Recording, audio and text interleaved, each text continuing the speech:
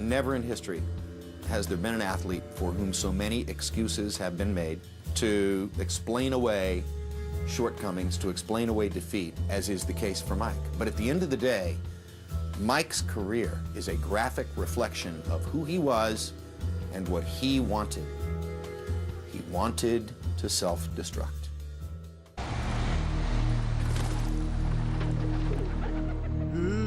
Sometimes I have to be really at my lowest level to really get the purest out of me.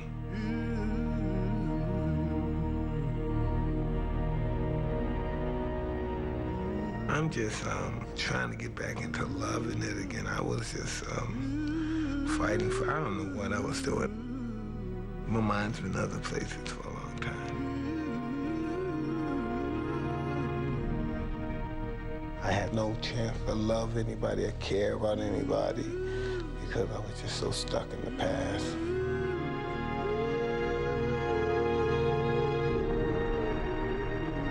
The past is a glorious moment, isn't it? The past.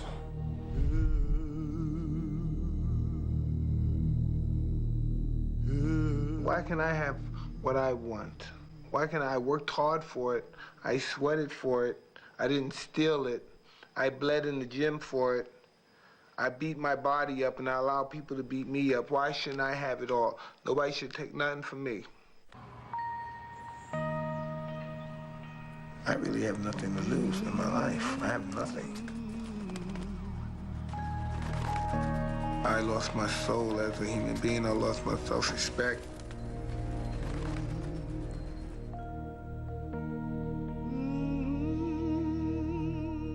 I'm not a lovable guy, so it's really not hard for people to dislike me. A lot of times I just hate myself. Sometimes I think about some of the things I've done to people and some of the ways I hurt people. Sometimes the journey home shows you where that hate and that hurt comes from. We were just poor black kids that no one cared about, so we didn't care about anyone either. I was just a monster as a kid. The beast survived, the toughest survived, the meanest. You have to be willing to do what no one else would do. Mean, ferocious, bloodthirsty, you just have to be the man. I had all these things in life, but none of them fulfilled that big hole that I had in my life. Nothing fulfilled that. So I noticed if I could have all that and it hasn't fulfilled that hole I have, it's not going to do it. So it has to be something else that I'm looking for.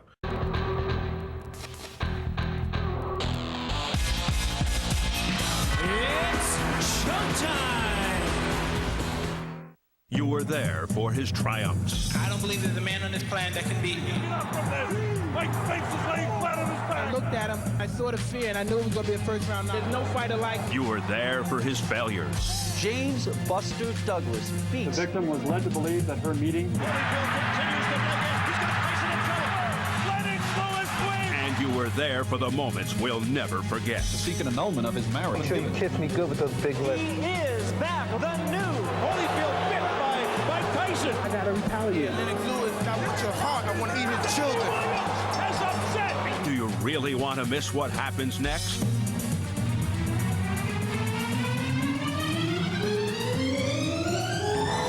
Tyson versus McBride. And we're pleased to bring you tonight's boxing presentation from our nation's capital. Welcome to Washington, D.C., as one of the most enigmatic, troubled, and apparently endlessly fascinating fighters in boxing history is set to take center stage once again. Yes, this evening, Mike Tyson will be back in the ring for the first time in almost a year.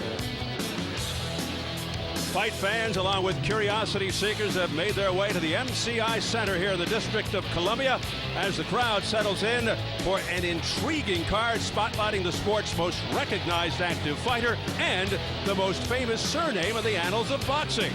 It's Fight Night in Washington. In our main event, here we go again. Mike Tyson, off his disastrous loss to Danny Williams last July, hopes for a different outcome tonight against Irish journeyman Kevin McBride. Also tonight, she's now the face of women's boxing. undefeated Layla Ali, the daughter of arguably the most renowned sports personality of all time, takes on Erin Tohill. And for openers, local favorite Shambe Mitchell, the former junior welterweight champion, will move up to welterweight, as the little big man will square off with Chris the Mechanic Smith. Hello again, everybody. Steve Albert, ringside from Washington, D.C. Well, whether you're a big-time boxing fan or just a casual sports fan, you've probably given the question some thought. Why does Mike Tyson remain such a curiosity? And why don't we dare miss one of his fights? Sociologists and psychologists could address the subject for hours. For our purposes, a single statement explains a lot. Today's heavyweight division has failed to capture the attention of boxing fans. Some might even say it's boring. Whether winning or losing, whether infuriating or ingratiating, whether outrageous or meek, Mike Tyson is never, ever boring.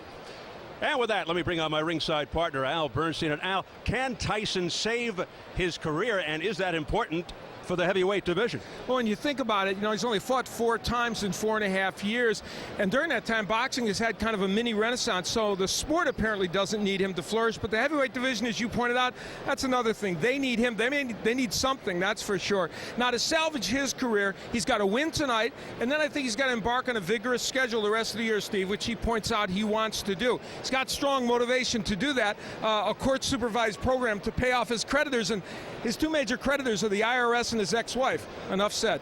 Well, for Team Tyson and the promoters, of course, a loss here tonight is unthinkable. Earlier tonight, the arrival of former heavyweight champion Mike Tyson, who has lived his last 20 years with cameras and microphones recording his every move. While Tyson remains a long-running soap opera, his career isn't a TV show. He can't count on it being renewed indefinitely. He turns 39 in 3 weeks, and you have to wonder whether he's developed a sense of urgency. If tonight is indeed a fresh start, he cannot afford any more of them.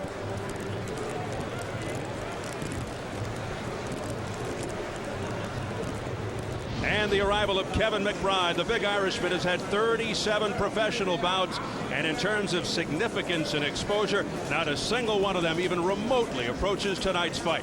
Last July, McBride was seriously considered as an opponent for Tyson. The nod went to England's Danny Williams instead, and Tyson lost by 4th round TKO. Tonight, McBride gets a chance to make a name for himself. That's an opportunity most journeymen never receive.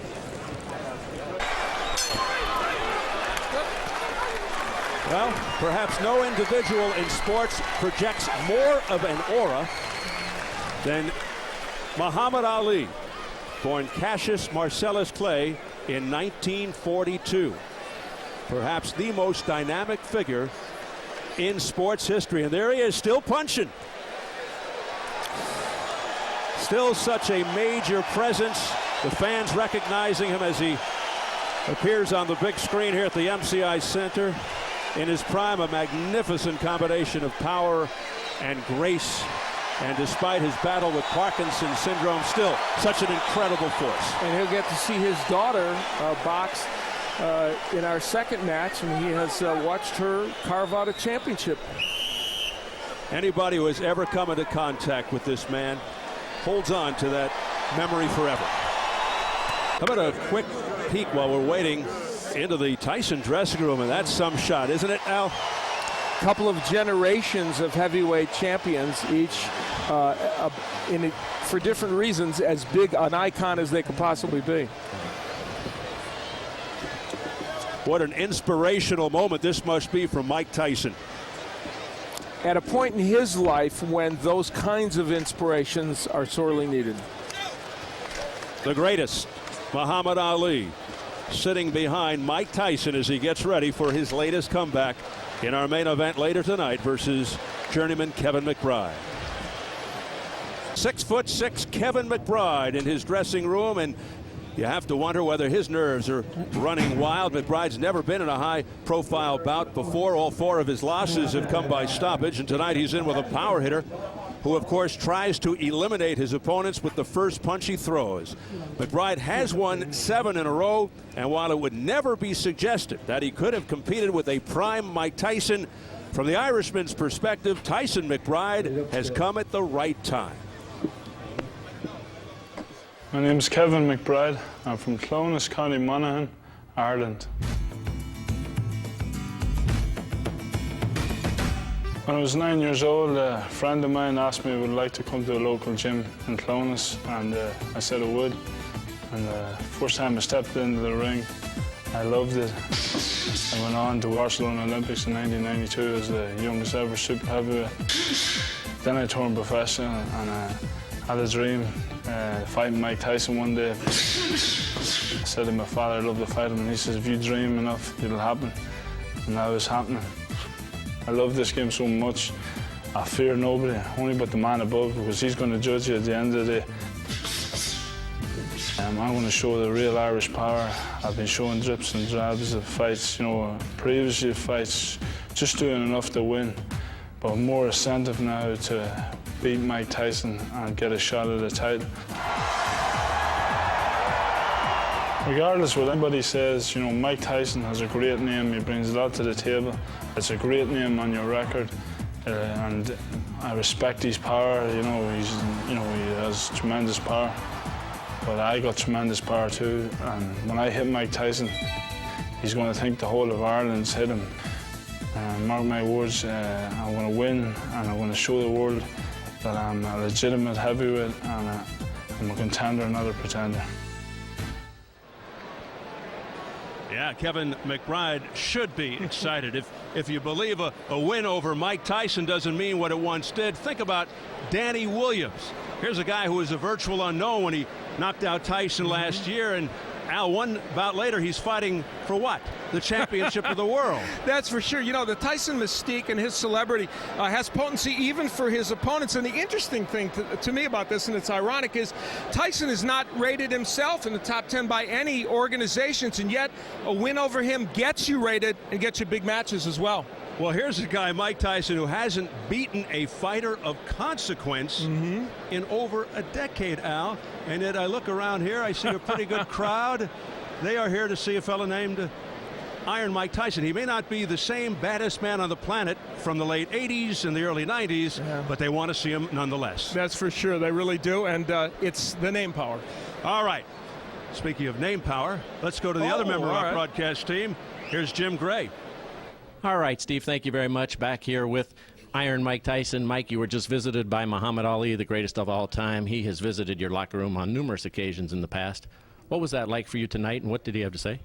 Well, it was just, he said I was a bad MF, but I'm just I'm always happy to see the champ. It makes my heart smile to see the champ. He's a wonderful man, besides being the greatest fighter ever. And I'm happy to be around while he's still with us. Tell us about your knee, Mike, and how it went in your training. I have no problems with my knee. I didn't have any problems. I'm just doing great, and I'm looking forward to fighting again. I'm a little anxious to get back in there. Well, this is the time to be anxious. How about the training camp? How did it go? I did well. I trained at least 10 to 11 weeks. I did well. I did everything my trainers asked for me. I feel good, boxed around. I'm just looking forward. You mentioned your trainer, Jeff Fennick, will now train you tonight. What about the difference in the change in trainers? I don't know. No big difference. I know what I have to do. I've been fighting for a long time. I know what to do once I'm in there. You're a student of the game, Kevin McBride. You've seen the tape. What is your assessment of him? You said the other day you didn't think he could punch very hard. Well, no, he's a big guy, but I'm going to be able to handle him. Mike, thank you. Good luck tonight. Pleasure's mine, Mr. Gray. All right. Back out to you, Mr. Albert. All right, Jim, thank you so much. The accessible, accommodating Mike Tyson. And Mike Tyson about as subdued as you could possibly imagine him being at any time, especially before a big fight. So it'll be Tyson-McBride coming up later in our main event. But coming up next from here in Washington, D.C., we're at the MCI Center. We're about to see unbeaten Laila Ali putting her skills and power on display against upset-minded Erin Tohill as the current queen of women's boxing puts her super middleweight title on the line. And has slipped more of the shots from Laila Ali. And she's focusing her attack on the body now. Coming from mixed martial arts, you know she's a tough, rugged lady. And a little thing like a bloody nose isn't going to stop her as she just keeps marching forward now. Great right by Ali. There's another great right by Ali. Ali scoring. A flurry by Ali. And it's going to be stopped. That's it. Tohill is not offering anything back, and it ends in the third for Laila Ali. Give Laila Ali all the credit in the world. She faced adversity in that round, got hit with some very good body shots, some good left hooks to the head. Tohill thought she was changing this fight. Laila Ali got her in trouble, and Laila Ali in women's boxing is the best finisher in the sport. Now, we just talked about it almost on cue. She got her opponent in trouble and ended matters briskly. He just jumped right on Erin Tohill and finished the job. And Muhammad Ali, once again, a proud papa.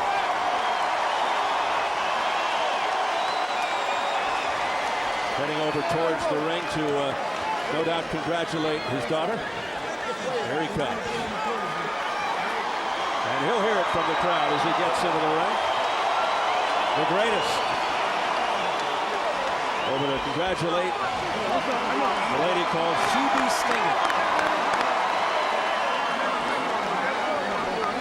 Of course, a play on words. Ali's famous expression, floats like a butterfly, stings like a bee. And being saluted by the crowd right now is Laila Ali, who remains undefeated, now 21-0, 18 knockouts, and retains her super middleweight title. Here's the race with Dad. One thing about Laila, she's inherited the gift of gab from her famous father. Right now, nobody in women's boxing can outfight her or out-talk.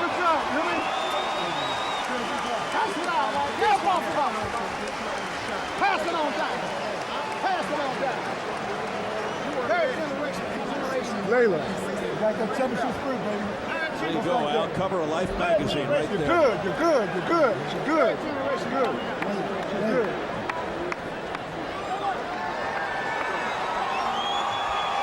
Very touching moment there as Laila and her legendary dad, Muhammad Ali, embraced and kissed. And Rahman Ali, Ali's brother there also. Her uncle, of course.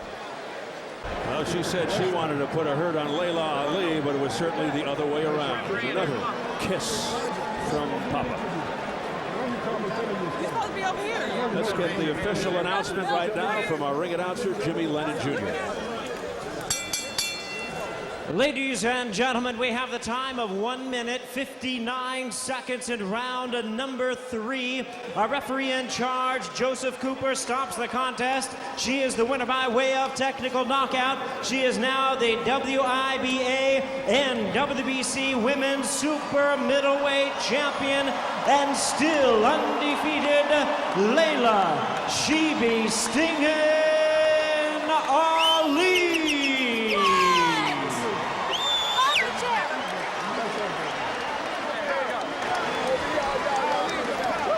So there you have it, Laila Ali. She said next she wants Ann Wolfe if they can work things out. We shall see. Laila Ali victorious once again. Coming up next from Washington, D.C., our main event. Former undisputed heavyweight champion Mike Tyson returns to the ring as he takes on unheralded Kevin McBride in a scheduled 10-round bout. Right now, set for post-fight reaction. We go up to the ring, and here's Jim Gray.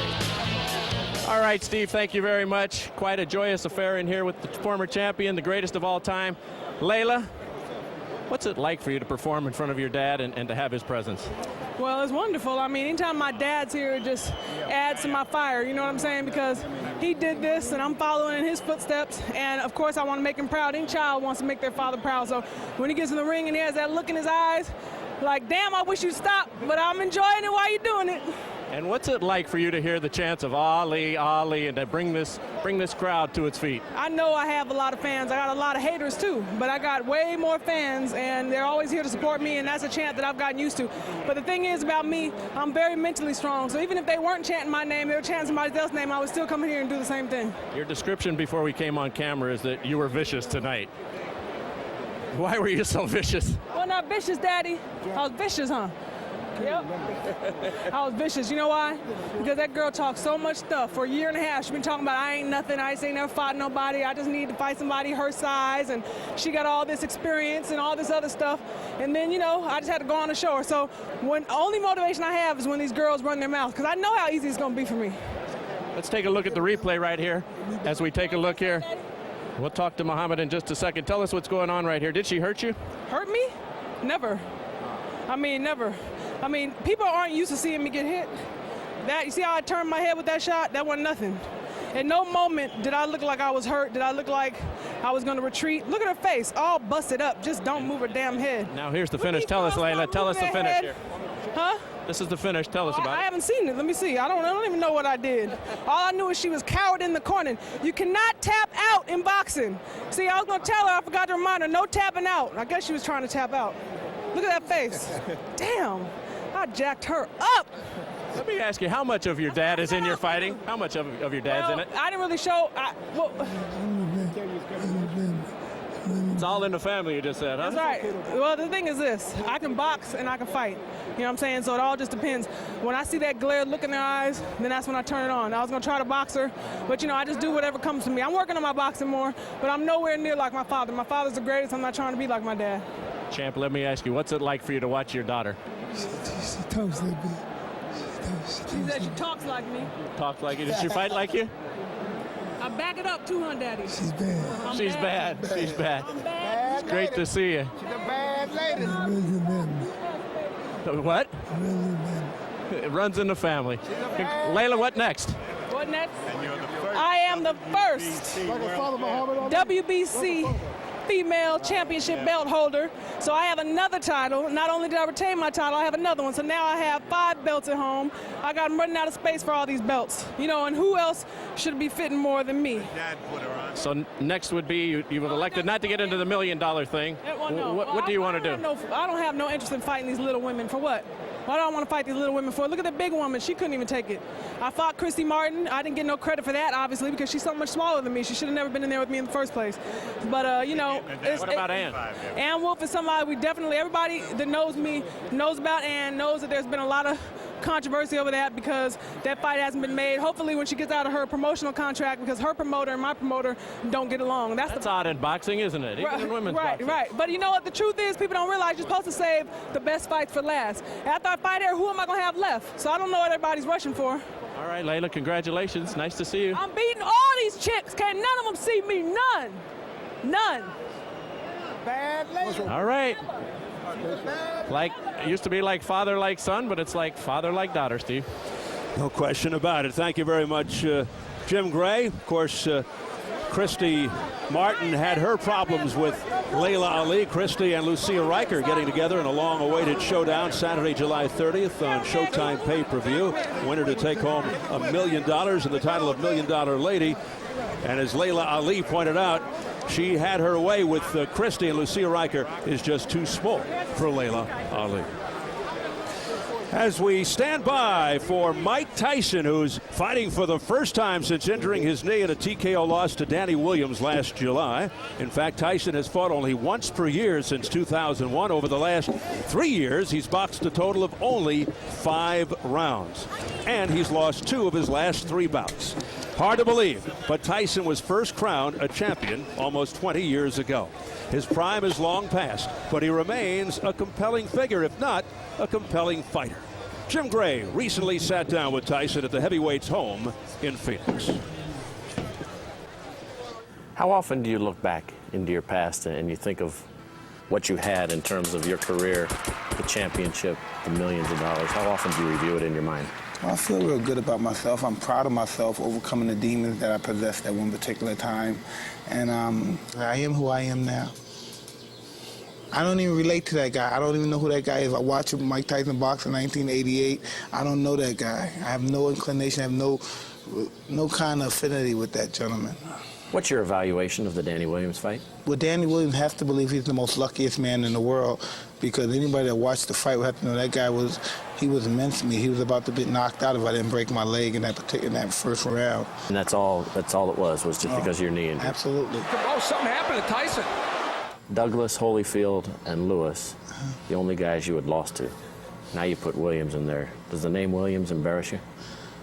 Oh yeah, because that's, if you know, anyone that knows me, that's a one-round fight. That was going to be a one-round, if anything, the most two-round fight. Danny Williams has upset Mike Tyson in round 4. And the fact that that happened, I was just devastated. Have you watched the tape of that fight? Never watched that fight. Why not? I just didn't want to look at it.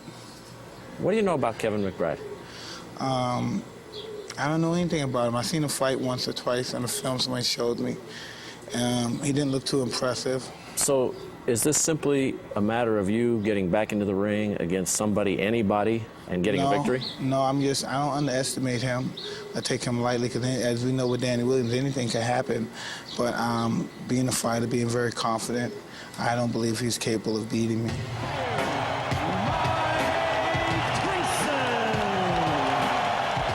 Why do you think so many people have purchased tickets to see you fight when, in essence, you really haven't been a great fighter for a number of years? I don't know. It depends on what's your definition of a great fighter. A great fighter is someone that fills the seats up. I've always been capable of doing that. Are you a great fighter in your mind now? Oh, absolutely. You are? Yeah, absolutely. This day? Yeah, absolutely. I'm not talking about what you were. I'm talking about today. Absolutely. Absolutely. My record speaks for itself. And besides losing to the guys that lost, all the guys that lost to were world champions. And when I did lose to them, I put up great fights. And losing to Mr. Williams, everyone would know, if anybody from a boxing standpoint would know, that was a big fluke. How would you describe the current state of the heavyweight division? I don't know. Oh, you know, you watch all these fights. These guys are doing their best. And, are there any of the guys who hold the belts who you feel you can't beat? No. Once I'm in physical and mental form, no.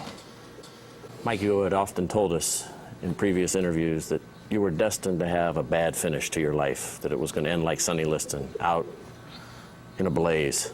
Is that still your feeling? No, I was saying, I was a wild guy. People liked hearing that stuff. People love writing. That was something great to write, and people always were sympathetic to us. But, man, please, I see a lot of great things in my future. I don't even stick to that stuff. I'm just surprised I have so many great things in my future. I'm thinking, is this going to be a dream? Is this real? I'm just, like I said before, I'm just pretty content with my life right now. So, has Iron Mike turned into Mellow Mike? Whether he has or not, Tyson needs to punch with the type of intentions that once made him the baddest man on the planet. An aging fighter's power, the old-timers will tell you, is the last thing to go. As we close in on our main event from our nation's capital, former heavyweight champion Mike Tyson faces relatively unknown Kevin McBride. Well, there's still something about Mike Tyson. Part of the fascination, no doubt, is related to the moribund heavyweight division, where there are plenty of titleists but no champions, and plenty of familiar names but no stars. And part of it is very simple. Long ago, Tyson was stamped onto our collective consciousness, and he remains there. Consider that the lightweight title fight between Diego Corrales and Jose Luis Castillo, which has been called one of the greatest fights in history, drew a crowd of about 5,000 fans. Tyson-McBride sold that many tickets the first hour they were on sale. And with that, back here with my partner, Al Bernstein. Getting back to the fight with Danny Williams, do you think the knee injury caused Tyson to lose, in effect, costing him a shot at the title? Well, certainly Tyson's camp spins it that way, and they feel that very much. But the knee injury at the end of round one, well, it certainly had an impact on Tyson's performance in this fight. But let's remember that he failed to finish Williams off in the first round when he had him hurt, and that Tyson did land some big punches after the knee injury, so he still had some effectiveness. Now, I think Williams' power, counterpunching, and poise under fire were also big factors in Tyson losing. Now, tonight, Kevin McBride needs to avoid being awed or intimidated by the moment, or by Tyson for that matter, and he has to have the clarity of thought in the ring that Williams had 11 months ago. That will allow McBride to execute his game plan.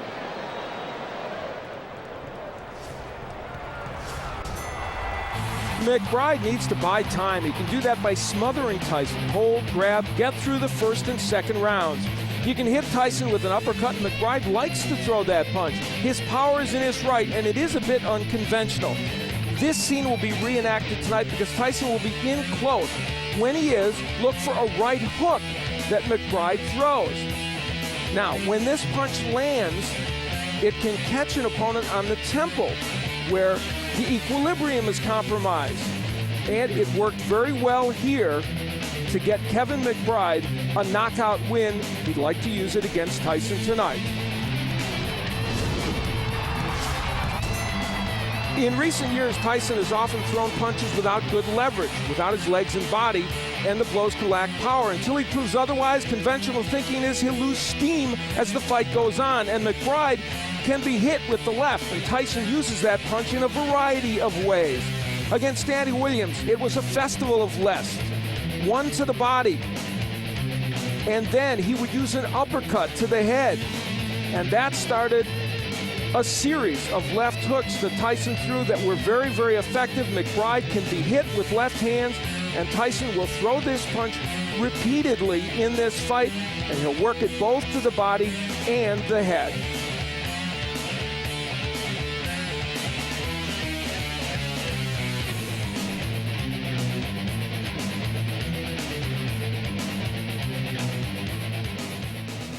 And despite the prevailing opinion that Mike Tyson is shot, unfocused, and undisciplined, this has the elements of a short and painful night for Kevin McBride.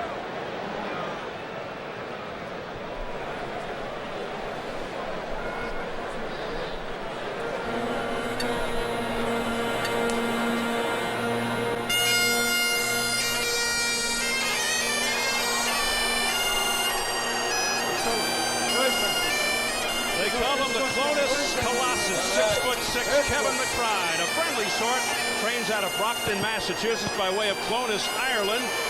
Coming into the sound of the bagpipes, heavyweight champion of Ireland, but in all honesty, nobody's come forth to challenge him since 1997. A 92 Irish Olympian, youngest super heavyweight ever at the Olympics at 19. 27 KOs among his 32 wins, but mostly soft opposition. Stomped on a lot of guys with losing records, and when he stepped up 3 times, he was knocked out. Also stopped in the third by English journeyman Michael Murray, who had 1 win in his last 18 fights. McBride being paid a reported $150,000 versus $5 million for Tyson, most of it going to creditors and his ex-wife Monica Turner. He's a slow, plodding, straight-ahead inside fighter who has probably gotten away with mistakes in the past because of size and strength. Untested on this level, even this version of Mike Tyson, and man, is he hearing it from this crowd.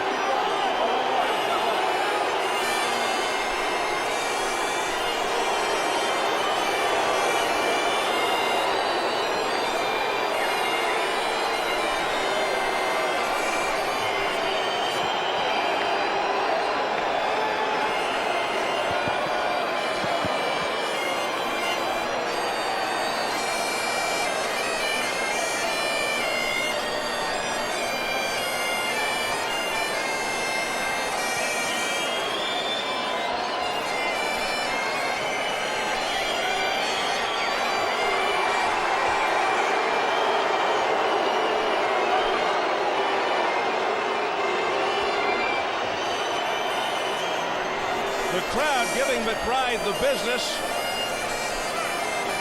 He revealed that he used a hypnotist to prepare for Tyson. That might come in handy even now. Not to be disrespectful, but unless the hypnotist can stand in front of McBride and absorb Tyson's blows, not sure it'll make a difference. He's got a few fans here, but this, make no mistake, is a Mike Tyson gathering. You have the inevitable comparison, says he's not Peter McNeely, another Boston area fighter of Irish descent who didn't make it past a minute 29, dropped twice before his corner rushed in to prevent further punishment. Continues to hear the booing. The bagpipes, Al, are trying to drown it out. There's no question this is a moment that Kevin McBride has never faced before, and these are the moments that often defeat fighters, especially Tyson's opponents. Obviously fueled by Danny Williams, but will he bring the heart, determination, and chin that Williams brought to the ring last July?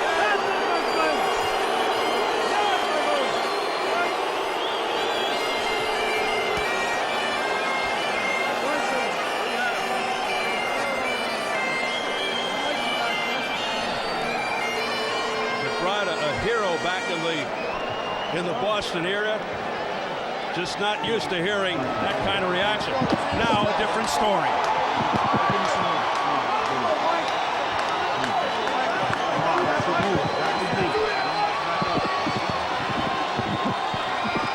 Mike Tyson coming from backstage, about to enter center stage for the 58th time in his tumultuous 20-year career.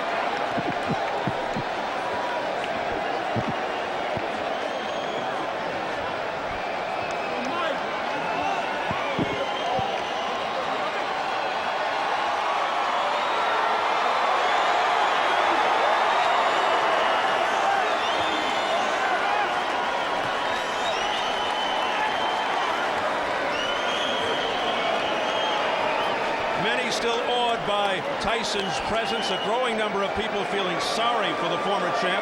Others have grown tired of his act and doubt his sincerity. Does Tyson even care what people think about him? Probably not. Say what you want. This is a guy who lost 11 months ago. His best days long behind him. This crowd rose as one and gave him a massive ovation. The Tyson phenomenon is still alive. And perhaps the key issue here, if Tyson loses, which most feel couldn't happen tonight, even if he tried, is he through? As we check the tail of the tape, Tyson 39 on June 30th, nearly 7 years older. When you consider Tyson closer to 5'9", more like a 9-inch height advantage from McBride. Tyson gives away 9 inches in reach. McBride a career heaviest, 271, 38 pounds more than Tyson, who's the same weight when he lost to Danny Williams. All right, fans, here we go with our main event of the evening. 10 rounds of boxing and a heavyweight special attraction. And now, ladies and gentlemen in attendance and boxing fans joining us around the world, live from Washington, D.C., it's showtime!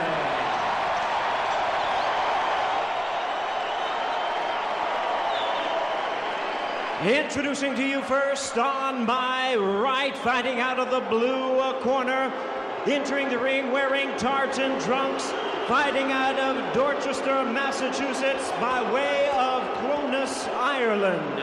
He weighed in at 271 pounds with a record of 32 wins, 4 losses, and 1 draw. He has 27 wins coming by way of knockout. Ladies and gentlemen, please welcome the heavyweight champion of Ireland, known as the Clonus Colossus, introducing Kevin McBride.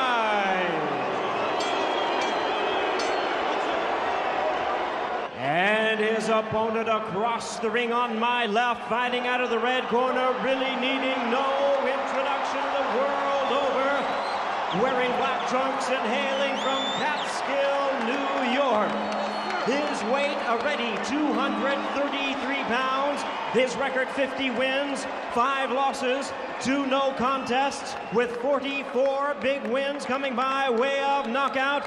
Ladies and gentlemen, please welcome the youngest man ever to hold the heavyweight title, the former undisputed heavyweight champion of the world, introducing the one and only Iron Mike Tyson.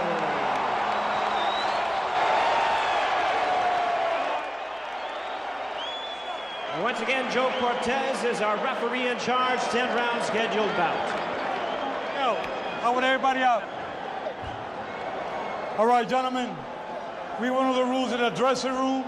I expect a good, clean fight. Obey my commands at all times. Punches here are good. Punches here are good. Remember, guys, I'm fair, but I'm firm. Touch him up. The mammoth McBride towering over Tyson, who as usual looks cut and fit. It seems the Tyson camp always tells us Mike will take his time, be patient, not rush in. He'll slip, move, counter, show his skills. But how many times have we actually seen that as Tyson usually pounces at the bell? You may have heard of Kevin McBride, but you probably never saw him fight. The old joke is don't blink. Although McBride insists he'll shock the world and KO Tyson, but that expression just doesn't carry the same significance it once did. Very small ring, so if somebody did need to move a lot to get out of trouble, or they could, they're not going to be able to. Joe Cortez, the referee. Here we go. And it's McBride throwing first and missing. Immediately looks to tie him up. Down, my man. Well, for once, they told us the truth. Mike Tyson didn't run out. In fact, he's staying on the outside. That isn't to suggest he's not going to get very aggressive, but he's kind of staying on the outside, biding his time right now. You'd think McBride would want to tie Tyson up, hold him, push him back, avoid his power, of course. Try to get past 4 or 5 rounds and hope Tyson tires. A lot will depend early on Joe Cortez. Will he let the McBride kind of work on the inside? Will he let him tie up Tyson? Oh, hey. How quickly will he come in? He's coming in very quickly. All right, take your time. Go hold him, all right? Let's go. Well, that's a quick warning from Joe Cortez for holding to Kevin McBride.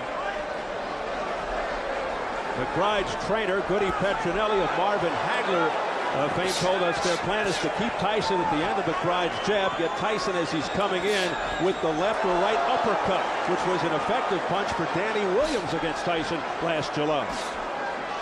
Mike Tyson is fighting an odd first round. It's really interesting. Even the punches he's choosing to throw are odd. I don't think he's worried at all that McBride will hurt him. He's picking an odd choice of punches. There's a left hook getting ripped in. A long left by Mike Tyson. Here's something else Mike Tyson's doing, and it might not hurt him tonight, although he's getting hit on the inside. He's squaring himself up to McBride. Making himself a very inviting target. It's interesting. I don't know that McBride can take advantage of that, but somebody else might. Hold it out. Get off. Tyson missing with the right. From Tyson's camp. Get the hand off. Get the hand off the head. We're told they want rounds to build up stamina.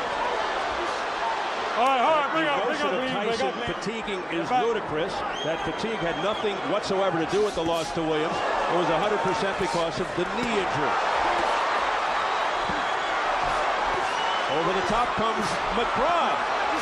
And then the right uppercut. Bring up. McBride's landing those nutty clubbing right hands that he throws. And the danger for Tyson is that one of those will hit on the tempo, as I've seen McBride's punches do before. And then the power doesn't have to be so dramatic to hurt you. Kevin McBride, bring up. Hey, continues to hold and hit. Let me have a break. Let's go. It's been a competitive first round, not artistic, but competitive. Final 10 seconds of the first round. Many thought it would be over by now. All right, time. Take a nice big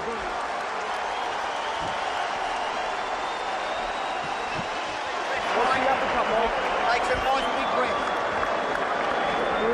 Excellent.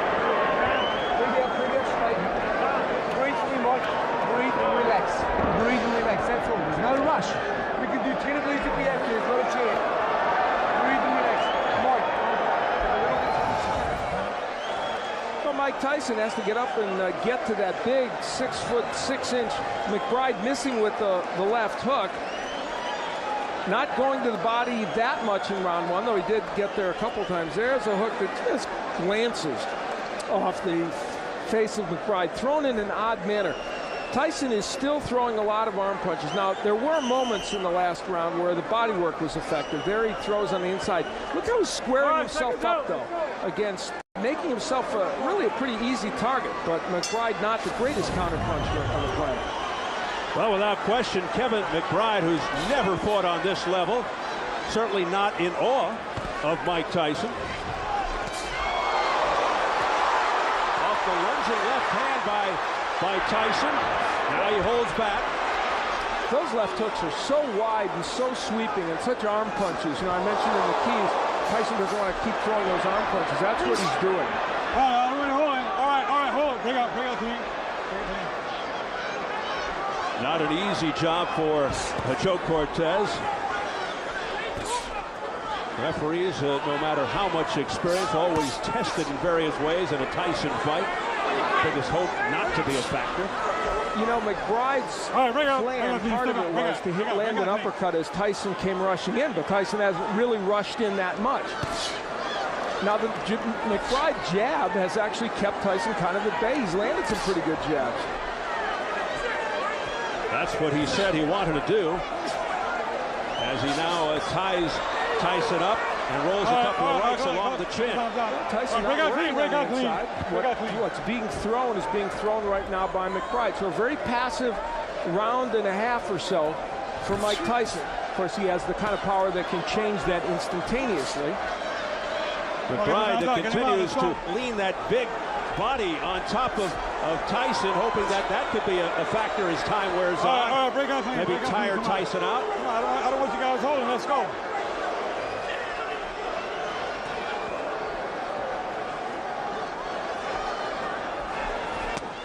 Body shot by Tyson. Okay, give us on top. But McBride unfazed. Holding inside. Now, obviously, in terms of hand speed, Tyson has the edge here. He's not throwing a lot of punches. McBride, not a very quick puncher. All right, break out, and yet, he's been able to land McBride when he does throw. And that's part of the defensive liabilities we've seen from Tyson. There's a low blow by Tyson. Getting cautioned by Joe Cortez. McBride right back to it. It's the uppercut from McBride. It's not a big powerful punch, but he can get it in. McBride basically fights one way forward, but slow. Not a lot of movement, mainly punches one at a time. He does have power. Let him out. Now, things could change, of course, but to this point, if this is Mike Tyson's way of getting rounds by just kind of standing around, you have to wonder if this will help him in the long run. And if you're not a boxer and you're a puncher, it's hard to be in this posture and make rounds look good. McBride landing on the inside there as he ties Tyson up. 2 in the books.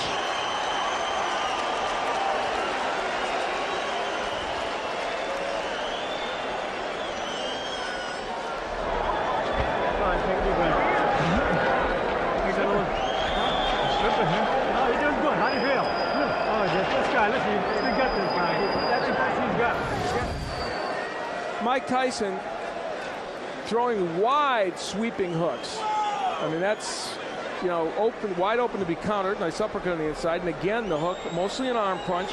And McBride making him miss. This is the left hook downstairs that Tyson throws that was definitely low. Yep, that's below the belt line. And Joe Cortez giving him a warning. You have to assume that if that happens again, a point might be deducted. Now, McBride wants to land this uppercut. Now, it's not a great punch. That's holding and hitting there by McBride. And there's that clubbing right hand and the uppercut.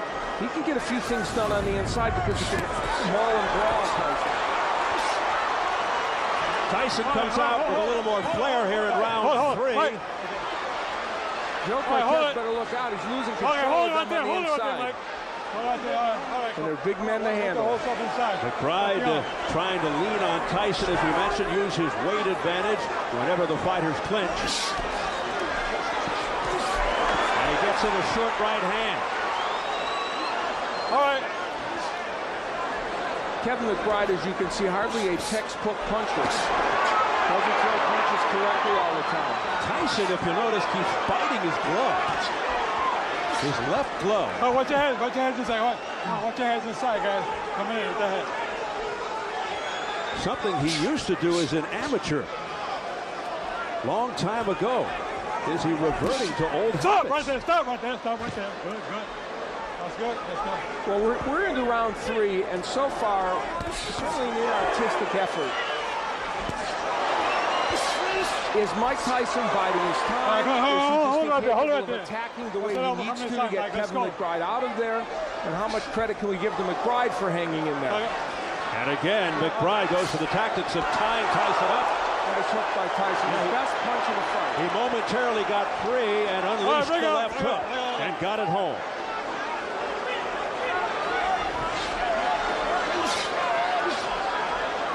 Past the halfway point of round 3. Break out clean. Let's go. Tyson now ripping hard uppercuts. McBride continues to stand right in there and take it. And you know what Kevin McBride's doing that's very smart? Look at how close he is to Tyson. Remember, he's smother and survive. And he knows that. Tyson holding up, biting his left glove. Body shot. McBride's breathing pretty heavy as well. So the fact that he might get Tyson into the 5th or 6th round hardly guarantees him of a victory. And Tyson is doing most of the effective punching, what's being done. Right? Don't hold him, my man. Don't hold the head. Let's go. McBride pulling the head down of Tyson, getting warned by Cortez. You know, Danny Williams, who is a much better technical fighter than McBride, was able to land the uppercut very effectively on his shot. McBride is throwing it, but it's just not accurate. Tyson continues to swing and miss. All right, break out clean, sit back. Body shot by Tyson. One and done. All right, time. 3 rounds complete. Breathe. We've done 6 late rounds before, Mike. There's not a problem at all, champ. Just breathe for me. And listen to me, Mike. Mike, we've got to come back with the second punch. If the right hand misses, the left hook will land. If the right hand hits him, the left hook will land. We've got to throw more than one punch. I know you're right, champ. Breathe out, champ. Breathe out straight for me, Mike. Breathe out, that's it. Mike Tyson using the jab, which has been not very effective throughout, and there's McBride saying, okay, come on. You know, he's unintimidated at this moment, Kevin McBride. You can say that for him. And on the inside, McBride just kind of mauling him, and that's the best left hook probably Tyson has thrown in this fight. And McBride unfazed, at least for the moment. What you saw there, really, Steve, was this fight in microcosm. A kind of rough and tumble, inartistic effort by both men. Nice right by Tyson to start off this round. Tyson punching with more evil intentions now to begin the 4th. Now, McBride's doing the right thing. He's getting up, curling up in a ball and getting as close to Mike Tyson as he can. That's the right thing to do to get through that onslaught. For whatever it's worth, Kevin McBride strategically is doing the right thing, and that may extend his shelf life in this fight. Yeah, it doesn't make for an exciting fight, but look out as Tyson with a borderline shot then. Wow, another low one. McBride looks to hang on. The shot's now landing with a little more regularity and harder and cleaner by Tyson. Good body work by Tyson. Some not legal, but some legal. Banging to the body. And the head used by Tyson. Well, the old Tyson's not completely gone, is he? He bites the glove and comes around with an overhand right. Now, if McBride gets through this onslaught, it'll be very interesting to see what happens in this round and this fight. This is the part where Mike Tyson has decided, I want to go after him. Tyson looking to step and turn, but couldn't fire because he got tied up. McBride with the jab. Tyson missing, then banging with the left hook to the body. Break out clean.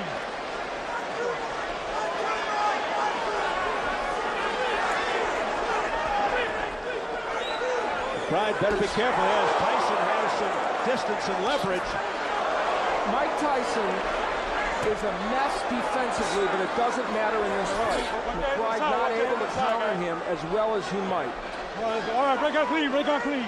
Under a minute, round 4. Scheduled for 10. The body work of Tyson has been very, very good in this round, though, certainly, and that could have some big impact. in the next round or two. All right, break out clean, break out. Tyson looking to end matters on one punch, but that right hand did not have full impact. All right, break out clean, break out clean. Remember, Kevin McBride, a whopping 271 pounds, 38 pounds more than Tyson. That's a big difference. And when he hangs all over Tyson, it could have an effect on Tyson if the fight goes deep.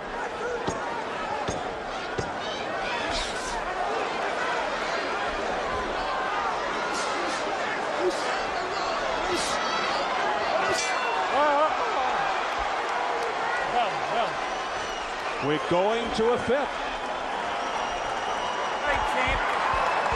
Breathe.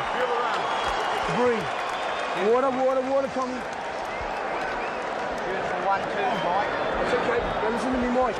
Mike, you know when you throw the right hand in the body? You hurt him with it every time. The right hand in the body. Breathe. Sit up. Sit up, take a breathe. Breathe out. Keep back. Now listen to me. The right hand in the body. It's asking for body work from Tyson, and that is one of the things he's done well in this bout, at least in spots. That was a good right hand downstairs.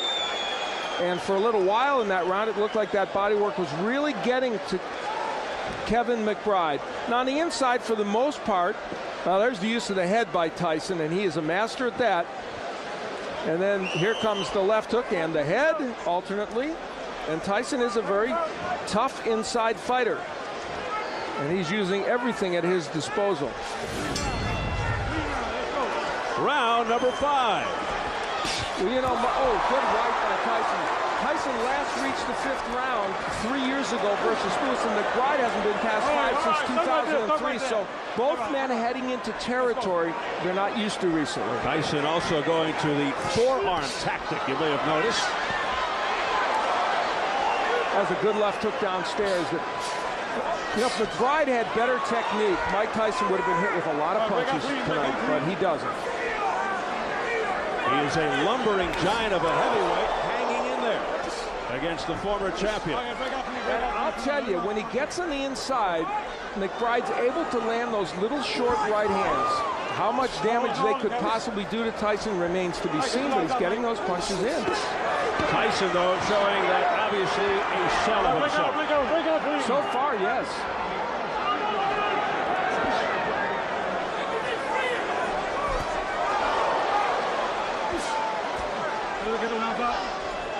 Take a look at the press row scoring.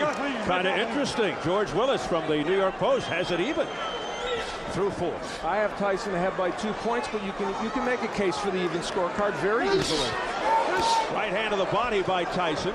Tyson is throwing some good shots down there. There's no question. There's the McBride jab landing, and you know you can land a jab against Tyson. Williams did it. God knows we saw Lewis do it. Almost too easy. Those little clubbing right hands on the inside still getting in by Kevin McBride. Tyson biting the left glove, standing there, no movement.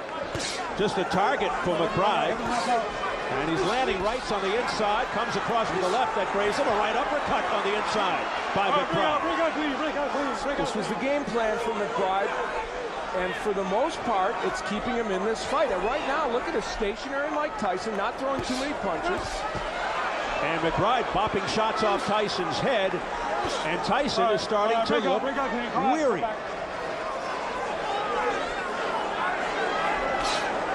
He has slowed considerably. Sure has. And now McBride from the outside able to land punches.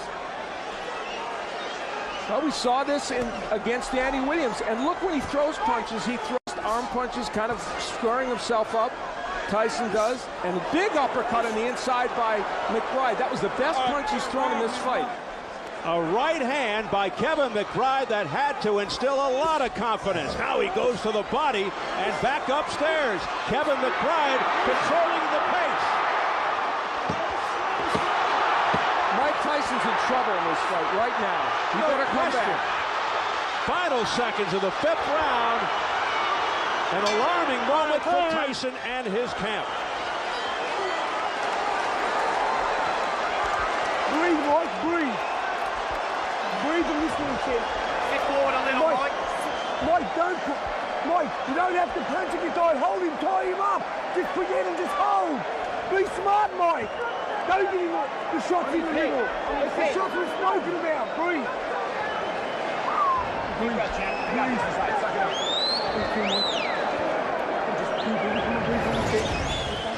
Well, a rugged round for Mike Tyson. That was a terrific right hand to the body, and another one by McBride.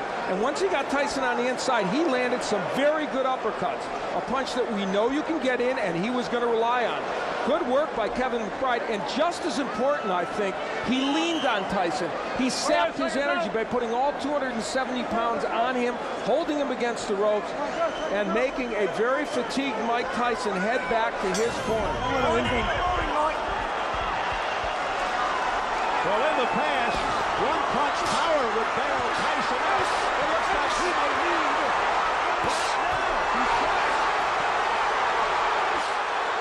Tyson throwing it all out there, jumping on McBride. McBride doing the wise thing and tying him up, but look out. He's trying to break his arm again. We've seen this before, and McBride injures his left arm. Hey, come here. Come here. Mike, I don't want any rough Tyson with the arm, you understand? You too, I want a clean fight. You hear? Let's go, time in. Remember the Tyson-Francois Botha fight when he messed up both his arms. We're now in an area where Tyson is very frustrated. And now there's blood around the left eye of McBride. All of a sudden, a cut opens up. It looks like it's over the left eye. That came, I believe, from a clash of heads. Whether intentional or not, that's another question.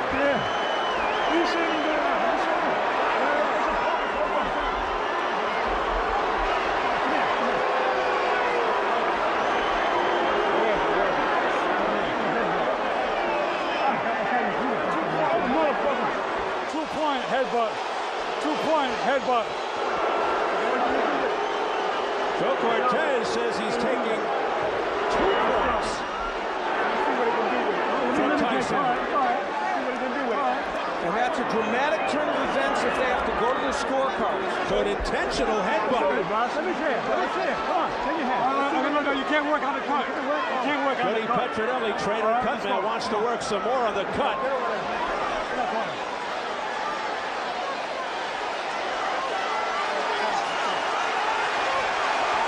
2:20 remaining in the round, and Tyson trying to end it right here.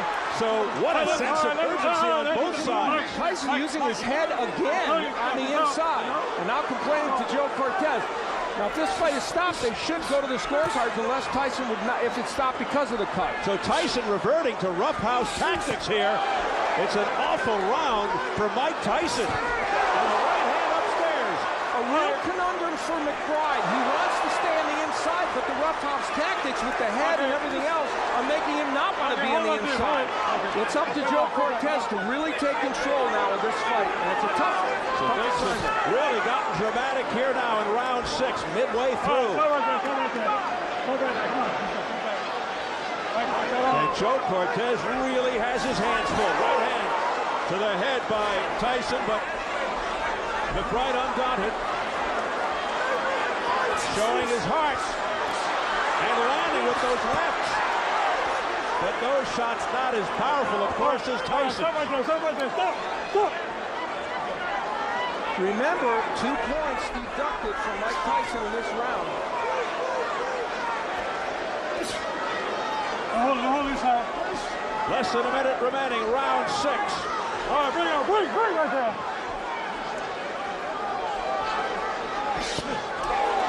In a fight that has shifted dramatically, McBride landing the uppercuts from close range.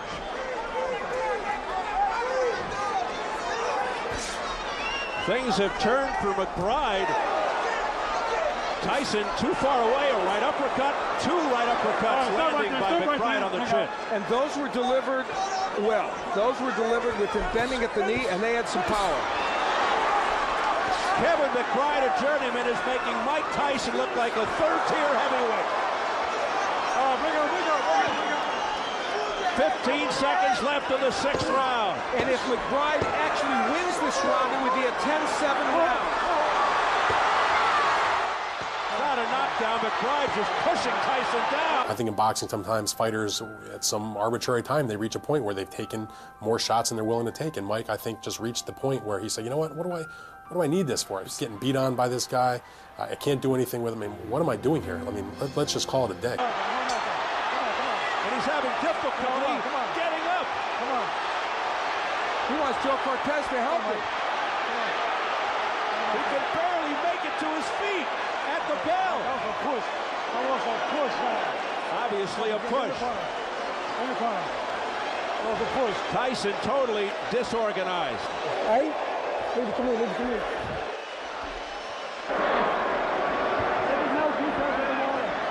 Come on. Leave me alone.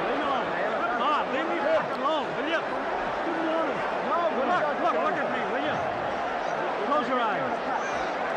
We'll take care of it. Well, an eventful round to say the least. First, Mike Tyson twisting the arm of... It's over, Al. It's over. Kevin McBride is the winner. Mike Tyson quits all. He's not coming out for the 7th round. It's all over. Kevin McBride has defeated Mike Tyson.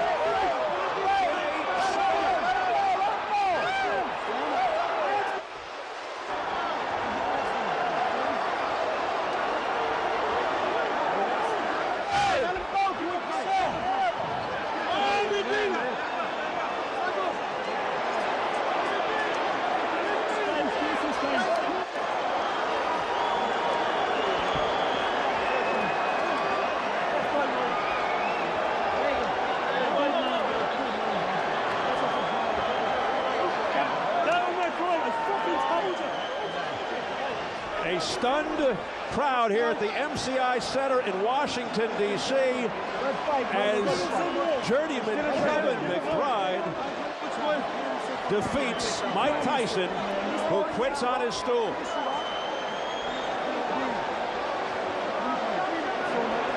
What the hell are you doing, Chuck? Get out of here.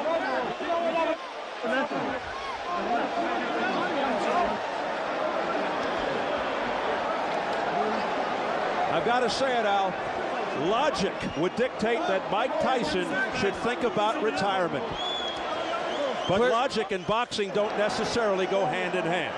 Well, for Mike Tyson, whatever currency he had in terms of marketability is likely gone now. And what we need to remember is he lost tonight to a journeyman heavyweight who, while he showed lots of heart and some intelligence, I may add, with the way he fought, clearly is not the most skilled heavyweight out there. So for Tyson to lose to him sends a very, very strong message. But give this man credit. His 15 moments of fame, 15 minutes of fame, might be 30 minutes because of what he did here tonight. All right, Al, let's get the official announcement from our ring announcer, Jimmy Lennon Jr. Ladies and gentlemen, this bout has been stopped at the end of round number 6. Upon suggestion of the corner, our referee in charge, Joe Cortez, stops the contest. The winner by way of technical knockout, the Clonus Colossus, Kevin McBride. How many of you out there actually thought you'd be hearing those words from Jimmy Lennon Jr.?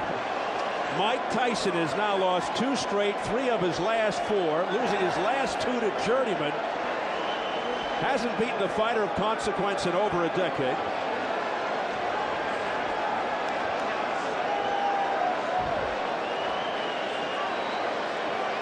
Jim Gray is up in the ring right now with Mike Tyson. Jim. All right, thank you very much, Steve. Mike, first let's start with you. Did you want to continue? Well, I would like to continue, but I saw that I was getting beat on. I realized I don't think I have it anymore because I got the ability to stay in shape, but I don't got the fighting guts, I don't think, anymore. When did you recognize that? At what part of the fight? I don't know. Early into the fight. I'm just sorry I let everybody down. I just don't have this in my heart anymore. Well, the reason I fought Kevin McBride was just for a payday. I didn't really think I was winning or anything. I didn't anticipate winning. It was just a whole mindset I had. I didn't really care. I was so out of shape. I was tired. I wasn't taking it serious. We were just fighting for the payday. Did you feel as though you had it coming into the fight? No, I'm just fighting to take care of my bills, basically. I don't have the stomach for this kind of no more. I'm more conscious of my children and those guys looking at my appearance. I don't have that ferocity. I'm not an animal anymore. Does that mean we won't see you fight again? Yeah, that's most likely. I'm not going to fight again. I'm not going to disrespect the sport anymore by losing to this caliber of fighters. The interesting thing about this fight is there was a certain point at which Kevin McBride did what Danny Williams did. He got past the initial onslaught of Mike Tyson. And we've come to realize that once you do that, if you can take Mike Tyson into the 5th or 6th round, that's deep water for him. Jeff, why did you decide to step in at this point and tell referee Joe Cortez that you didn't want him to continue? I told everybody from day one when I came here that I'm not here. I love Mike, and that's enough. I could see that, he done his best for those rounds. And listen, he wouldn't have done 6 rounds like that, 6 months ago, 12 months ago. He done great rounds. I'm so proud of him today, and I want him not just to get. We lost, but hey, a lot of great fighters lost the last fight. Jeff Fennick did. I want him to go out happy, proud, and able to look after his children. That's what he can do today. Mike, how difficult is this for you emotionally and mentally to see this come to an end after the career you've had? Not much, because I don't have any desire for this anymore, so I basically don't care much about the sport. I'm just, I'm sorry to disappoint the people. I wish they can get their money back some kind of way. You seemed as though in the 6th round, like you were fighting for your career not to end with the headbutt. Was it intentional? No, but I'm just in there fighting, and I'm a little desperate, so I'm trying to win. Mike, a lot of people wonder what you'll do now with your life. Boxing has been your whole life. Well, I'm sure I'll find something to do. Boxing doesn't define me. I'm just sorry to disappoint the people in the city. I know I didn't have it in my stomach no more, but I was in dire needs to take care of my life. Is Kevin McBride a good fighter, or was he just somebody who caught you now at the end of your career? Well, I can't take anything away from Kevin, but your guys know the situation. People in the boxing world know the situation. I know you've lost tonight. I know it's difficult, but are you in a better place in your head mentally at this portion of your life than you've been in the past? Oh, definitely. I have different friends, different associates. I don't even associate with my old crowd and associates no more. I don't get involved with that. I'm in a different world right now, a totally different spirit. Mike, we appreciate your time. It's been great to watch your career. It's been up and down. We've seen a lot of things out of you, and tonight we appreciate your sportsmanship and the way you've handled this. Thank you very much, Jim Gray. All right, Mike Tyson. Just Jeff, remember, there's 18,000 people here to see a legend, and he went out as a legend. That's absolutely true. As we bring Kevin McBride in, Mike, thank you. Thanks very much, Mike. You're a legend, and I appreciate the fight, man. Good man. God bless. Thank you. Kevin, what was your thought process coming into this fight? What did you expect to be the outcome? I thought Mike was going to be fast like he was, and then, I stuck the fight with him a bit too much, and, he's a warrior, and I respect the man, and I'm a warrior, and I just, I come with a lot of heart from Ireland, and, Were you surprised that he didn't come out like he has in the past, just throwing punches and trying to intimidate his opponents, as all of the tapes would have indicated to you? Well, Tyson's a clever man. He's trying to look for the opening, and thank God he didn't get the punch on, and I retaliated good, so, he's a good fighter. Kevin, stay with us. Mike, I want to ask you, why did you come out so passive? We're so used to seeing you run across the ring in your first barrage of punches in the first round. Why did you change tonight after a career of that? I'm just being honest. I'm not taking nothing away from Kevin. I don't love this no more.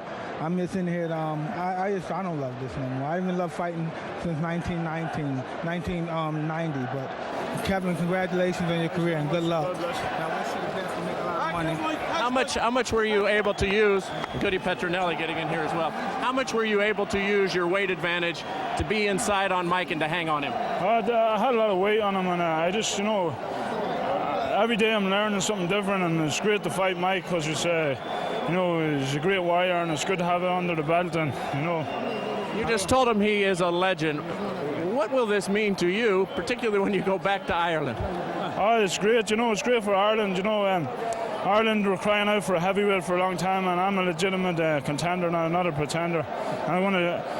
Mike, thank you. We appreciate it. Okay. Kevin, finally, let me ask you, Kevin, while we still have you here.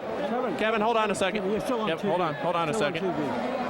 Kevin, did you feel as though he intentionally headbutted you there in the 6th round? I was trying to break my arm and headbutt me and all that, so that's the rough tactics of boxing, you know what I mean? And you know, he wasn't getting his way with me, so, you know, I'm a bigger, stronger man, and a bigger, stronger man will always beat a smaller, stronger man, you know, so they just showed tonight, you know. I take a good shot, you know what I mean, and, you know, I'm just coming into my prime. I have a lot more to offer to boxing, you know, so I'm just looking forward for the future. Hopefully Showtime will have me on here again, and, you know. As you look forward to the future, tell us a little bit about Goody Petronelli. He seemed to have guided the career of Marvin Hagler pretty well. Yes, you know, Goody Petronelli is a great trainer. You know, he trained Marvin Hagler. He come from the town of champions, Brockton. And we're all champions now. Pascal Collins here, younger brother Steve Collins, run with me every morning. I'm trying to catch up with him. He's a middleweight and catch up. And Rodriguez or Radovan here, you know, a good strength coach. I'm lifting 265. I fish strongs and knocks. You know, I didn't get off as quick as I could because you know, it's just wary of Tyson. But you know, I know at the end I was going to take him out. You know. Kevin, congratulations to you. Thanks very much. I did what I had to do. You sure did. All right, let's go back to Stephen Al ringside, gentlemen. All right, Jim, thank you so much. As Mike Tyson with his advisor Shelley Finkel making his way to the dressing room. Some people throwing debris at Mike Tyson. You can see his reaction at one point.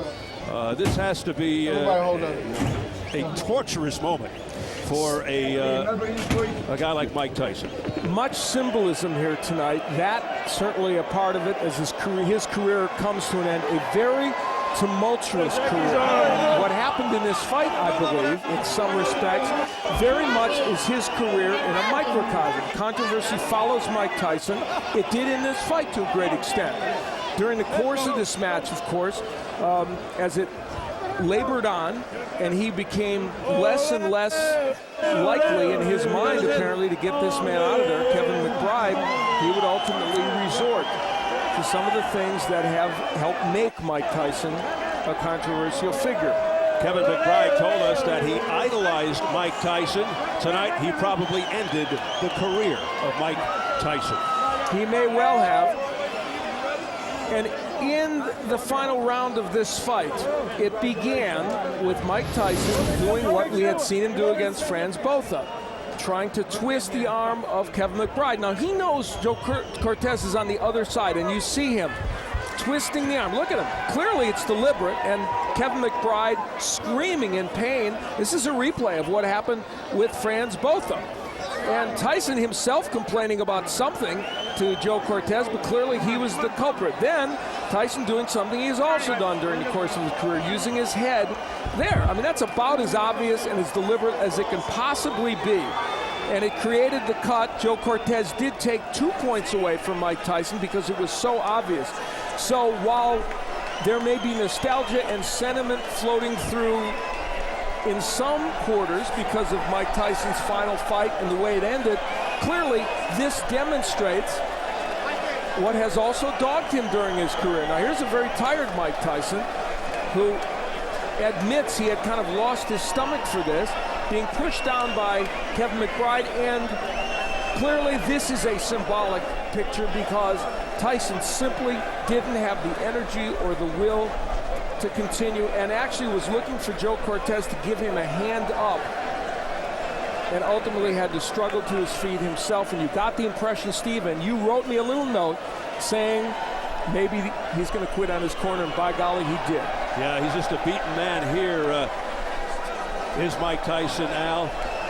And from this point on, of course, we're going to hear career epilogue after career epilogue for the long and tumultuous career of Mike Tyson. What I often get from people regarding Tyson, the notion of what he could have been. Many believe he could have been the greatest. Of course, we had the greatest, Muhammad Ali, in the crowd here earlier. Even his inspiration wasn't enough for Mike Tyson against a journeyman named Kevin McBride. But many feel that the man that McBride beat tonight, Mike Tyson, could have been the greatest of all time. He certainly had the skills at one point in his career. Obviously, other things that brought him down. And while Kevin McBride enjoys this very special moment for him, there's no question Mike Tyson's career is about unfinished business. It's about things that he didn't quite get to accomplish, for the most part because of personal demons and other situations that happened in his life. But the fact of the matter, and also lack of training, etc. But the fact of the matter is Mike Tyson leaves an unfinished legacy, and that's an understatement. You know, boxing's a business. Tyson still elicited interest up until tonight. Whether you like him or not, will there continue to be room for Mike Tyson? He said his heart is not in it. Let's go back to the end of the fight and look and listen to some very interesting stuff. That was a push. Hey, leave it to me, leave it to me. There's no piece out of the water. Come on, come on. There's no piece. Leave me alone, leave me alone. Come on, leave me fucking alone, will you? Give me water. Look at me, will you? Close your eyes. We'll take care of it.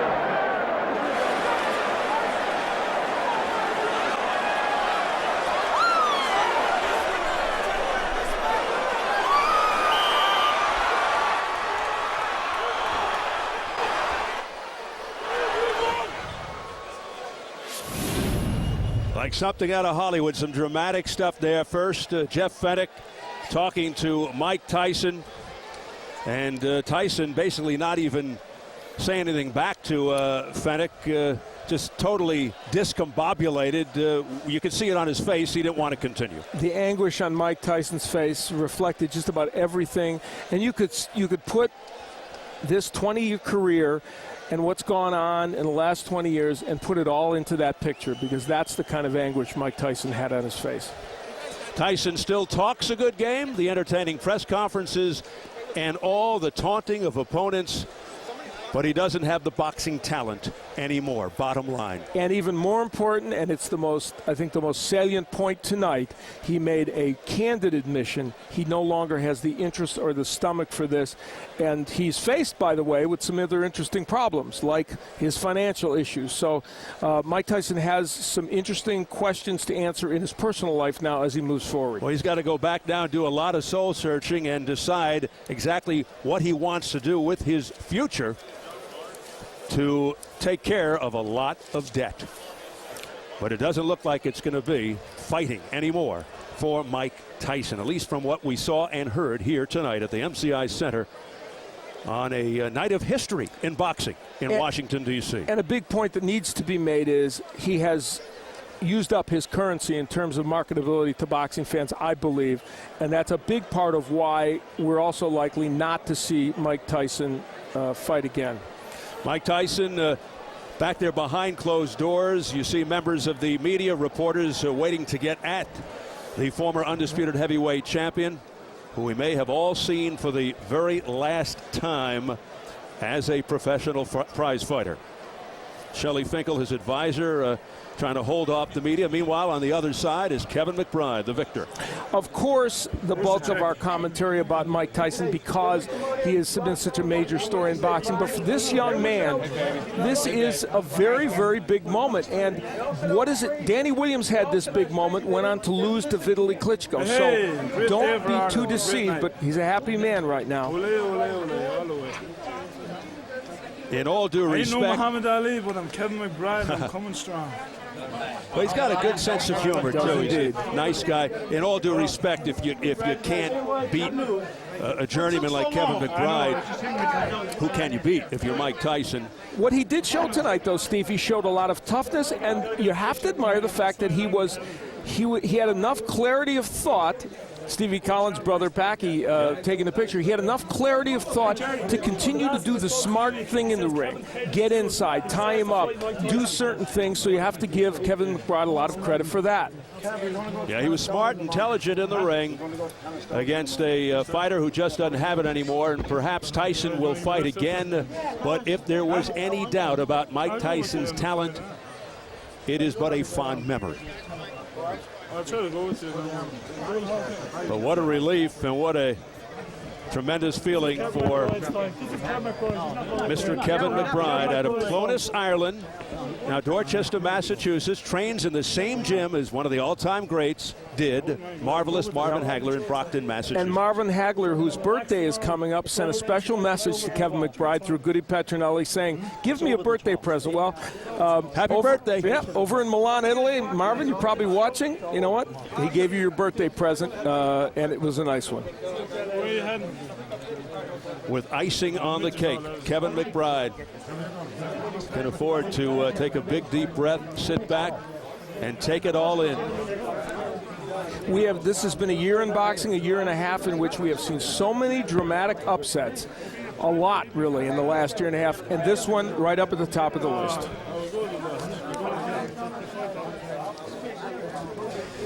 And let's check out, for the record, how the scoring went up to the point at the stoppage for Tyson versus McBride. First, we'll take a look at the official judges' scorecards. How about this? They had a split decision to Tyson. This count with the 2-point deduction for the shenanigans by Tyson. So Artiste had it 57-55 McBride. The other two had it for Tyson. Tammy Jenkins by 2 and Rados by 2 for Tyson. I agreed with Artiste's scoring. I had 2 points for McBride at that point. And we'll take a look at the press row scorers. Julian Bergauer from FightNews.com had Tyson up 57-55. Chuck Johnson, USA Today, had McBride by 2 points. And George Willis from the New York Post had McBride up. Biggest disparity there, 4 points, 58-54. So press row had it as a split decision for McBride. Interesting. So press row did not see it the same way as the official ringside judges. And that's 2 points that were deducted from Tyson. Obviously, had a big impact on how they scored it. So, what a night. What a night here at the MCI Center as the fans file out. And Mr. McBride continues in a sort of a low-key way to celebrate, surrounded by family and friends. He did the improbable this evening. And again created probably the biggest upset in what has been an upset-laden year. And in the words of Mike Tyson, that could be it. It's over. Thanks, everybody, for writing your holy candles. We know how it is in the world of boxing. We've seen guys retire time in and time out, and then they come back. But in this case, it is probably a wise thing for Tyson to call it a day, call it a career. Gave people a lot of thrills throughout the course of time, and a lot of tumult. But it ended, unfortunately, first he lost to Danny Williams. They thought, maybe that was a fluke. Maybe it was the knee injury. Maybe it wasn't fatigue. We thought it was fatigue. And, of course, that came into play again in this particular fight against Kevin McBride. Yeah, and I think the big factor here is the fact that they could spin the Williams fight because of the knee. There was an injury, and it was a legitimate injury in which he got surgery, though we thought, both of us, Williams had as much to do with the loss as that knee. This one, the problem is not only can you not spin what happened in the ring, Mike Tyson made it so clear after this fight that he doesn't have the stomach to fight anymore, is not sure he has the will to get ready to fight, and simply doesn't want to do it anymore. And I think the other most salient point is all that debris being thrown on him as he left, some of the boos from the fans, tells you that whatever currency he had left with fans is now gone. You know, it's interesting because prior to the fight, in the days leading up to this fight, Tyson was telling the media that even if he would lose this fight to Kevin McBride, he was going to continue. He probably said that thinking there's no way I can lose this fight. But he did lose the fight, and now he says he doesn't have the heart for it and that he won't continue fighting. And, of course, we're not that naive to suggest that people don't change their mind and that in boxing people don't change their mind. But I think part of the decision will be made for Mike Tyson because I just don't think he's marketable anymore as someone to sell a pay-per-view or sell 17,000 tickets or 20,000 tickets in an arena. Now it's just going to be interesting to sit back and wait and see what happens from this point on in the life and times of Michael Gerard Tyson. I think an appearance on A Surreal Life could be in his future. Yeah. Unbelievable. We're going to take one last listen, and this will be with a lot more clarity, between Jeff Fenech and Mike Tyson near the end.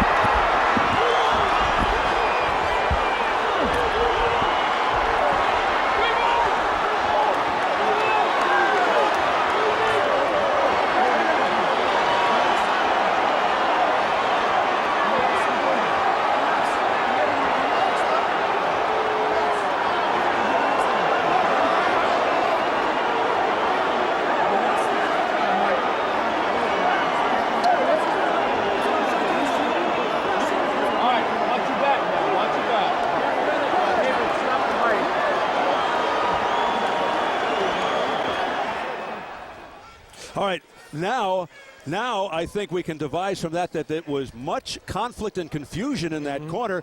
Jeff Fenech, you could hear screaming to the rest of the people, I'm in charge, I'm in charge. He took control of the situation and was the one that suggested to Mike Tyson, maybe you've had enough. And as we just saw last week in the Costa Zeus situation, the corner being the impetus for the fight to be stopped, but the fighter acquiescing to what his corner wants. Yeah, so Mike Tyson not coming out to answer the bell for round number 7, and then it was celebration time for Kevin McBride. All 6'6" of the Clonus Colossus is colossal back in Ireland tonight, no question about it. He's going to make a lot of people happy back home and in the Massachusetts area as well. And clearly, some will nitpick over this because Kevin McBride is not a top heavyweight, but for him, this is his moment of glory, and he had it even at the expense of a diminished Mike Tyson. So tonight, Al, we may have witnessed the end of an era. We would think. So as we wind things down from the MCI Center in our nation's capital, let's take a final look at tonight's results. Shambe Mitchell declaring lookout welterweight division, the former junior welterweight champion and hometown favorite, with a successful jump in weight, although not the way he wanted it. It ended on a couple of cuts as he beat Chris Smith. And in the second fight, Layla Ali continued her domination of women's boxing, remained undefeated, retained her super middleweight belt with a win over the less experienced Erin Tohill. And as we just saw in our main event, journeyman Kevin McBride handed Mike Tyson his second straight loss, third in his last 4 fights, and probably ended the long and tumultuous career of the former undisputed heavyweight champ who said he doesn't have the heart to fight anymore. As a boxing fan, the first thing I felt that night was shock. There was no way Kevin McBride was supposed to still be standing after the first round. Final 10 seconds of the first round. Many thought it would be over by now. Time. Okay, so throw the script out the window. Now we don't know what's going to happen. Even though I knew going in that Mike Tyson was just a shell of the fighter that he was, but Kevin McBride was so bad. And the fact that he was able to really handle Mike Tyson with relative ease shows you just how far Mike has gone. During the Tyson-McBride fight, what basically happened was a microcosm of the latter portion of Tyson's career. If he can't knock you out early, he will grow frustrated, he will give up, and in this case, he had a guy who wasn't the most talented opponent, but he stood up to Tyson. He was willing to hang in there for a few rounds. We're into round 3, and so far, certainly an inartistic effort. Is Mike Tyson biding his time? Is he just incapable of attacking the way he needs to get Kevin McBride out of there? And how much credit can we give to McBride for hanging in there? It wasn't a situation where McBride was, the reincarnation of Rocky Marciano. Here's a guy who's just awful. Tyson jumping on McBride, and McBride doing the wise thing and tying him up, but look out. Something happened. He's trying to break his arm again. We've seen this before, and McBride injures his left arm. We're now in an area where Tyson is very frustrated. And now there's blood around the left eye of McBride. That came, I believe, from a clash of heads. 2-point headbutt. The saddest thing was him sitting on the canvas and reaching up to the referee, like, help me up. And he's having difficulty getting up. He wants Joe Cortez to help him. He can barely make it to his feet at the bell. And the referee's like, you know, I'm not counting you out and I'm not helping you up. You're on your own. So if you want to quit, you're going to have to quit on your own. I'm not taking you off the hook. Tyson returns to his corner in the round after which he was sitting on the canvas, whispers in his trainer Jeff Fennick's ear, "I quit." And then you see Fennick wave his hands over to say, "I called the fight, it's over." I'm the boss. I'm the fucking boss. Enough, yes. Enough. This was a classic case of not only a cornerman doing the right thing to protect his fighter and that little bit of pride and dignity that might remain, but also a friend, because Jeff Fennick has always been a friend of Mike Tyson, and he showed me a lot, the same heart that he always had when he was a champion fighter, to take the fall for the fighter who had just taken a fall. In that Jim Gray interview, he finally admitted to the world that boxing just isn't in his heart anymore, and it was a very powerful scene. Mike, first let's start with you. Did you want to continue? Well, I would like to continue, but I saw that I was getting beat on. I realized I don't think I have it anymore because I got the ability to stay in shape, but I don't got the fighting guts, I don't think, anymore. I'm just sorry I let everybody down. I mean, I just don't have this in my heart anymore. In terms of how boxing fans view Tyson, I would say the Tyson-McBride fight was important because it gave a lasting impression, certainly a negative impression. And I think there's going to be a lot of revisionist history about Mike Tyson, mostly unfair to him. People will forget how good he was, if not how great he was. Yeah, you kind of felt sad because here was an athlete who at one time was really legitimately at the top and for a very short period of time was among the best ever in that division. And when you saw Mike that night, you know, kind of just surrendering basically, you know, you had to feel sorry for this once great fighter who realized, you know what, I'm at the very bottom right now. That's it. And he, you know, lights out, stage dark, walks off. Goodbye. I'm just tired of fighting. Boxing has no place in my heart anymore. What I've done in the past is a history, and what I'm going to do in the future is a mystery.